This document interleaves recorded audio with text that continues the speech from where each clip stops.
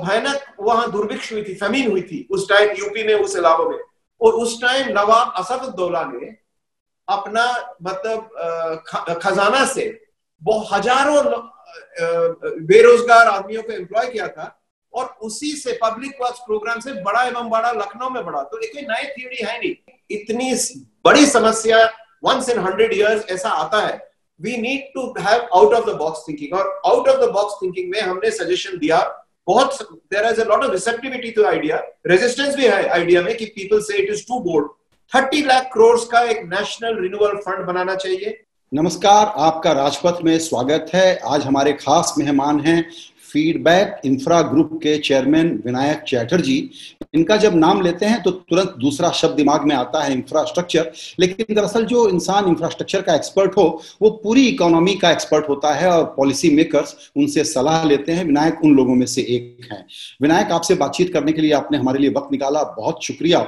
Infrastructure पर तो बात करेंगे, लेकिन मैंने सुना है लॉकडाउन के पीरियड में आपने हॉर्टिकल्चर पर फोकस करके जीडीपी में काफी कुछ ऐड किया है, उसके बारे में कुछ बताना चाहेंगे?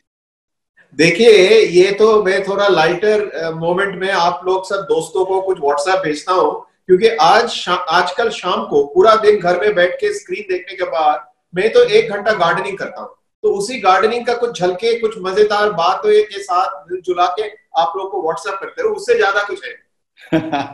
और उसमें आप चाइनीज ऑरेंजेस भी प्रोड्यूस कर रहे हैं। बहुत कुछ, भिंडी, बैगन, बहुत कुछ जी। अब हम लोग बात करते हैं। देखिए, बहुत जिसको कहते हैं बिल्कुल ही रेयर अनबिलीवेबल मोमेंट है हिस्ट्री का पूरे ग्लोब के लिए। उसमें इंडिया में लॉकडाउन, फिर अनलॉक और फिर लॉकडाउन की बातें हो रही हैं।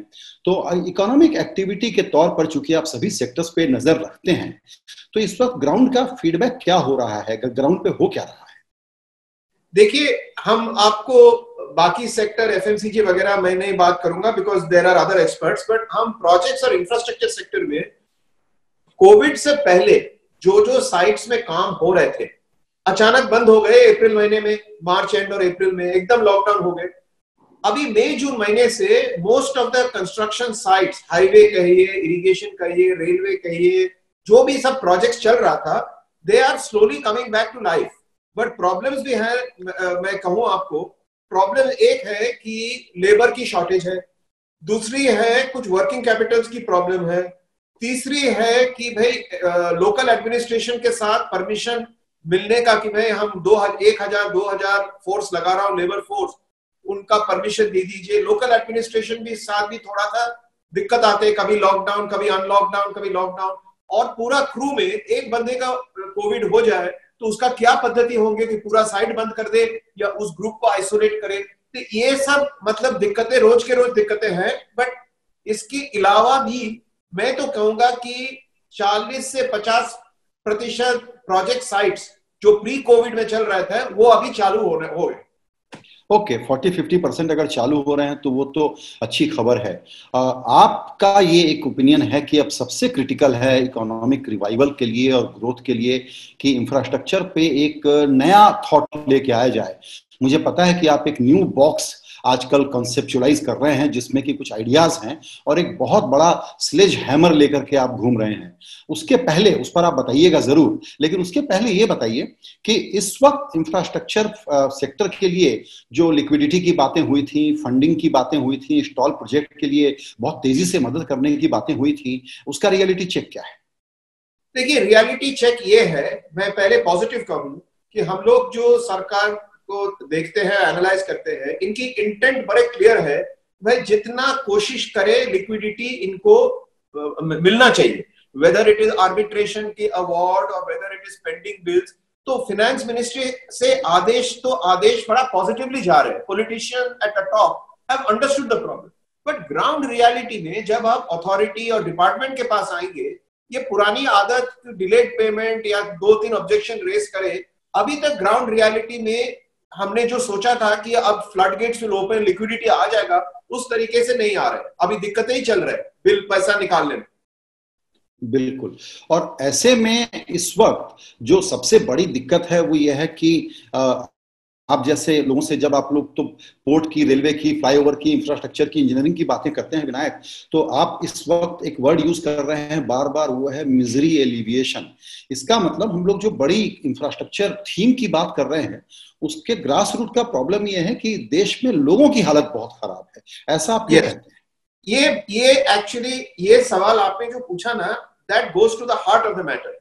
कोविड से पहले इंफ्रास्ट्रक्चर बनाने का हमारा क्या दिशा था कि देश आगे बढ़े, हम कॉम्पिटिटिव हो, सबके लिए रेल, रोड, ट्रांसपोर्ट, बिजली, सब पानी घर घर में पहुंच जाए। तो we were talking about the lifting the quality of life and ease of doing business and competitiveness. उस पर्सपेक्टिव से हमने इंफ्रास्ट्रक्चर बना रहे थे। कोविड के बाद अभी पूरा पर्सपेक्टिव चेंज हो गया। अभी क्या हुआ कोविड में, मतलब आप अनएम्प्लॉयमेंट फिगर्स देखे तो जिस फिगर में आपकी विश्वास है कि either 1 in 5 Indians are unemployed or 1 in 10 Indians are unemployed, but unemployment का और बेरोजगारी का इतनी बड़ा समस्या है भारत में, गांव गांव में, शहरों में, कि अभी इंफ्रास्ट्रक्चर बनाने की मतलब कॉन्टेक्स्ट ही चेंज हो गया। अब हम कह रहे हैं कि इंफ्रास्ट्रक्चर को पूरी दम से आगे बढ़ा है फॉर गिविंग एम्प्लॉयमेंट, और इसकी दूसरी नाम इंग्लिश में होते पब्लिक वर्क्स प्रोग्राम। कि भाई ऐसा धड़ाधड़ हमने प्रोजेक्ट लगाए जिसमें हजारों लाखों लोग को रोजगारी मिले। इसी में दो किस्म का पब्लिक वर्क्स होता है। एक तो जो हमारे सरकार ऑलरेडी अनाउंस कर चुका है, उसको कहते हैं गरीब कल्याण रोजगार अभियान। कुछ 50,000 करोड़ उसके लिए एलोकेट हुई है। ये गांव में छोटी काम के लिए कि स्कूल बिल्डिंग बनाइए, छोटी क्लिनिक बनाइए, पंचायत ऑफिस बनाइए। ये छोटे छोटे गांव लेवल में जहां औरत भी काम कर सकते हैं और आदमी को गांव छोड़ना नहीं पड़े कोविड टाइम में, ये उसके लिए है और अच्छा चल रहा है। और मेरे तो ये इच्छा है कि 50,000 करोड़ एलोकेशन से उसको 3 गुना 4 गुना करना है। ये विलेज लेवल में है। दूसरा लेवल पब्लिक वर्क्स प्रोग्राम जो है, जो मैसिव स्केल में होता है, national highway, electricity transmission, coastal economic zone, major irrigation, ये सारे water river linking, water linking, ये जो नेशनल लेवल में मेजर इंफ्रास्ट्रक्चर प्रोजेक्ट्स है, वो दूसरे तरीके के हैं। मैं एक आपको, तो ये दो किस्म का पब्लिक वर्क्स चलेगा, एक गांव विलेज लेवल, गांव के लेवल में, और एक नेशनल लेवल में जहां लेबर को आना जाना पड़ेगा। बट सिर्फ अनएम्प्लॉयमेंट भी नहीं, उसमें साथ स्टील, सीमेंट, डिमांड, कंस्ट्रक्शन, बहुत कुछ के फर्क पड़ा। तो ये दो पब्लिक वर्क्स इंजन चल रहा है। और इसके एक मजेदार हिस्टोरिकल एनेक्डोट भी है। People have forgotten 18 mid 18th century में बड़ा इमाम बाड़ा जो बना था लखनऊ में, बहुत बहुत भयानक वहां दुर्भिक्ष हुई थी, फमीन हुई थी उस टाइम यूपी में, उस इलाकों में। और उस टाइम नवाब असदुद्दौला ने अपना मतलब खजाना से बहुत हजारों बेरोजगार आदमियों को एम्प्लॉय किया था, और उसी से पब्लिक वर्क्स प्रोग्राम से बड़ा एवं बड़ा लखनऊ में बढ़ा। तो एक नई थ्योरी है नहीं, वो तो केन्स से भी पहले, केन्सियन थ्योरी से भी पहले ऐसा बड़ा एवं बड़ा बना था। तो public works programme is ingrained, और इंफ्रास्ट्रक्चर डेवलपमेंट का कॉन्टेक्स्ट अभी पब्लिक वर्क्स प्रोग्राम्स और बेरोजगारी हटाने की कॉन्टेक्स्ट में पुश किया जा रहा है। बट आप बताइए। आप ये कह रहे हैं कि पूरा जो हम लोग इकोनॉमी को जैसे सोचते आए हैं, उसमें पूरे रीथिंक की जरूरत है। तो ऐसा जो हमारे डिसीजन मेकर्स हैं, पॉलिसी मेकर्स हैं, वो उनका रिस्पांस क्या है? जाहिर है कि आप लोग उनसे बात करते रहते हैं। ये आइडिया सेल हो पा रहा है क्या कि ये पुराना सोच नहीं चलेगा, बिल्कुल रीथिंक की जरूरत है? देखिए, the receptivity of the suggestions and ideas is very good. आपको ये कहो कि मैं CII की इंफ्रास्ट्रक्चर काउंसिल चेयर करता हूँ, और हमारे ग्रुप CII ग्रुप जब immediately after those announcements we had occasion to meet honorable finance minister Nirmala Sitharaman ji. तो उस मीटिंग में मैंने यही पब्लिक वर्क्स की सजेशन दी थी कि मैडम, बाकी जो सब आप कर रहे हो वो मॉनेटरी साइड, जो इकोनॉमिक्स में कहता है, वो मॉनेटरी साइड की इंटरवेंशन है कि हमने इंटरेस्ट रेट घटाया, हमने क्रेडिट ठोका, हमने कुछ मॉरेटोरियम दे, ये सब मॉनेटरी साइड की इंटरवेंशन है। मैंने कहा मैडम, उसका लिमिट अब आ गया, अभी मॉनेटरी इंटरवेंशन से इससे ज्यादा आप नहीं जा पाओगे। और उसकी मॉनेटरी इंटरवेंशन की यही नतीजे होते हैं कि उसमें सप्लाई बढ़ते हैं। जिसको फैक्ट्री चलाना है, जिसको वर्कशॉप चलाना है, वो सप्लाई साइड इंक्रीज कर सकते हैं। बट अभी हमारे सप्लाई साइड का प्रॉब्लम नहीं है, आज का हमारा प्रॉब्लम है डिमांड साइड और बेरोजगारी। और इस दोनों के लिए पब्लिक वर्क्स प्रोग्राम्स बहुत जरूर है। तो मैडम स्ट्रेट अवे एग्रीड कि mister Chatterjee, I could not but agree with you more.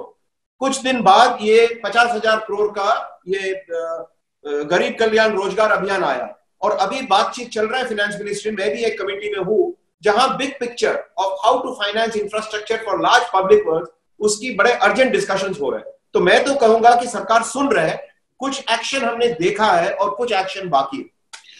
This is very important point you are sharing, that there is a group and committee working on it and you are part of it.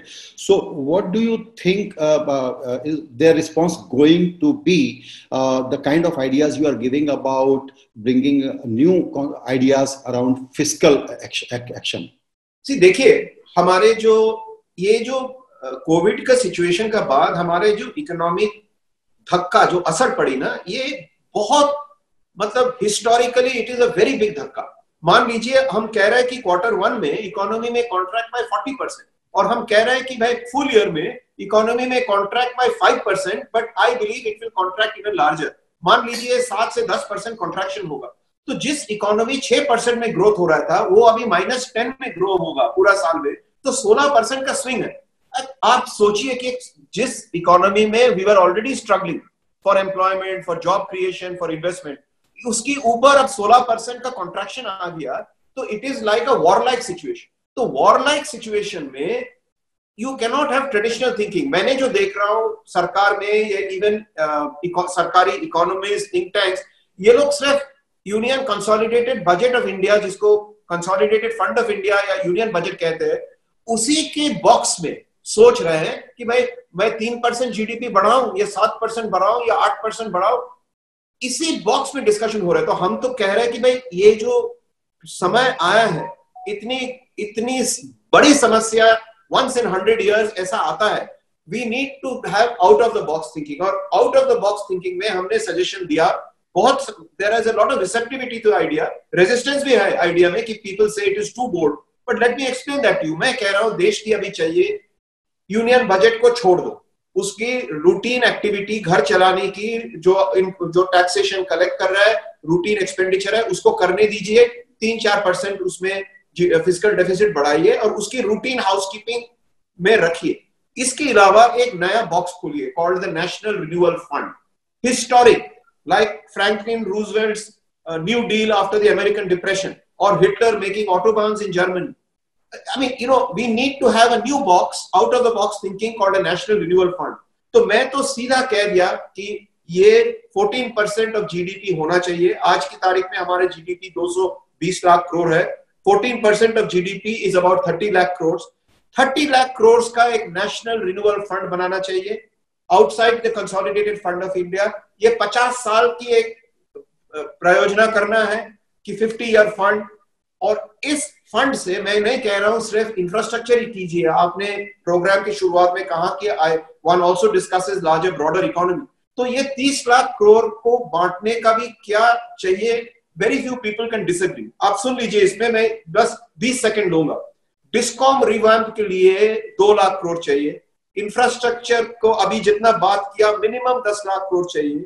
Misery alleviation, ये जितने सारे programme हो रहे हैं कि हमने चावल free दे रहे हैं, ये कर रहे हैं, वो कर रहे हैं, उसके लिए मिनिमम 3 लाख करोड़ चाहिए। हेल्थ केयर इंफ्रास्ट्रक्चर के लिए मिनिमम 1 लाख करोड़ चाहिए। और स्टेट्स का इनकम भी बहुत कम हो गया, states revenue, state support programme में 6 लाख करोड़ चाहिए। फाइनेंशियल सेक्टर रिकैपिटलाइजेशन के लिए 5 लाख करोड़ चाहिए, और specific support to MSME sector 3 lakh crore चाहिए। ये पूरा आप ऐड करें तो आपको 30 लाख करोड़ चाहिए है। कोई डिस्प्यूट नहीं कर रहा है, ये जो फिगर मैंने कहा, कोई डिस्प्यूट नहीं कर रहा है कि डिस्कॉम का 2 लाख करोड़ चाहिए, ये हेल्थ केयर, तो फिगर्स का कोई डिस्प्यूट नहीं कर रहा है। तो आप फिगर्स का डिस्प्यूट ना करें तो इसका टोटल तो 30 लाख करोड़ बनता। अब कहां से 30 लाख करोड़ लाओगे? Consolidated fund of India discussion से नहीं होगा। You require a national renewal fund. मैं भी कह रहा हूं वो national renewal fund 60% should be domestic funded. RBI should print money and subscribe to that fund, और 40% can be taken from friendly overseas developmental institution. इसका एक डिटेल्ड स्कीम है, बट आपको बोर नहीं करने चाहता हूं। नहीं, बिल्कुल। ये जो आपने कहा कि डेवलपमेंट फाइनेंस इंस्टीट्यूशन एक तरफ और दूसरी तरफ नेशनल रिन्यूअल फंड, ये दोनों मिलाकर के किस तरीके से काम होना चाहिए, तो इसको कंपेलिंग बनाने के लिए जरूरी है आपके ये थॉट को समझना कि ऐसा इसलिए जरूरी है कि सरकार के पास पैसा नहीं, भारत के प्राइवेट सेक्टर के पास पैसा नहीं, और एफडीआई की जो हम बात करते हैं उसमें भी क्या मिसनॉमर है। देखिए एफडीआई जो आते थे कोविड से पहले भी, फॉरेन डायरेक्ट इन्वेस्टमेंट जो हिंदुस्तान की इंफ्रास्ट्रक्चर सेक्टर में आते, मैं बाकी पीई फंड्स इन फार्मा वार्मा की बात नहीं कर रहा, बट मैं पब्लिक वर्क्स ओरिएंटेशन से बात कर रहा हूँ।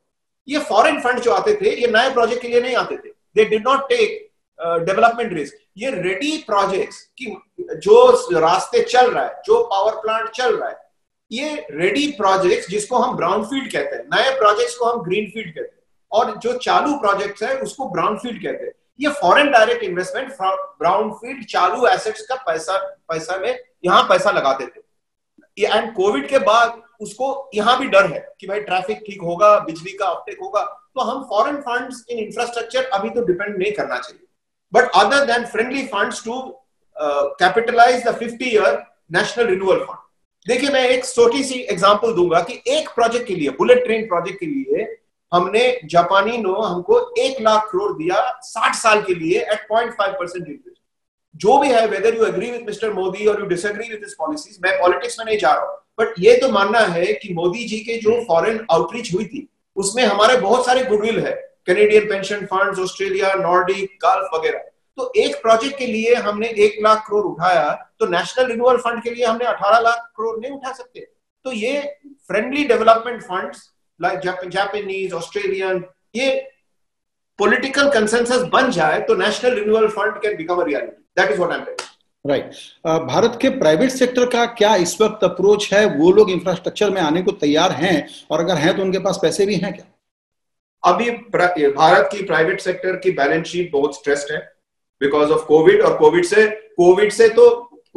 से पहले भी इंफ्रास्ट्रक्चर डेवलपमेंट कंपनीज का बैलेंस शीट का लीवरेजिंग बहुत हाई था। कोविड के बाद तो किसी का कोई भी बोर्ड ऑफ डायरेक्टर्स, कोई भी प्राइवेट सेक्टर कंपनी अभी इन्वेस्ट करने का मूड में है नहीं।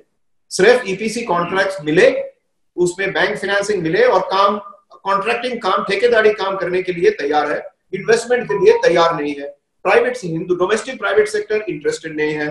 फॉरेन इन्वेस्टर सिर्फ ब्राउनफील्ड में पहले इंटरेस्टेड था, अब वह भी इंटरेस्टेड नहीं है क्योंकि बहुत सारे अनसर्टेनिटीज है। इस माहौल में सिर्फ सरकार के पास रिसोर्सेज है, ये तैयार करना पड़ेगा और सरकार को पब्लिक वर्क्स ओरिएंटेशन करना पड़ेगा, और इसके लिए consolidated fund of India is not enough. Out of the box thinking में national renewal fund is required, the earlier the better.